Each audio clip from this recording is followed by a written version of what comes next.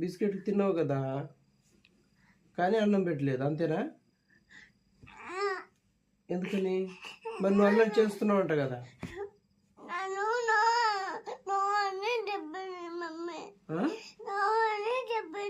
No అని చెప్పేసిందా?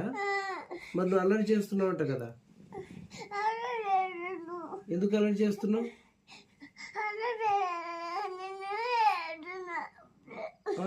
ఏడుస్తుందంట ఇప్పుడే. ఏడుస్తున్నావు అందుకనే. మరి నువ్వు అల్లరి చేస్తే మరి అన్నం పెట్టదు మరి.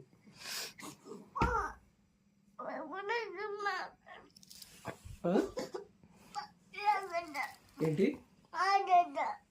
ఏంట్రా? పప్పు లెక్కతోనే మాట్లాడుతుందంట, నీతో నాతో మాట్లాడద్దంట. మాట్లాడవా? నాతో మాట్లాడవా? మమ్మీతో? అందరితో మాట్లాడవా? మరి ఎవరితో మాట్లాడతావు?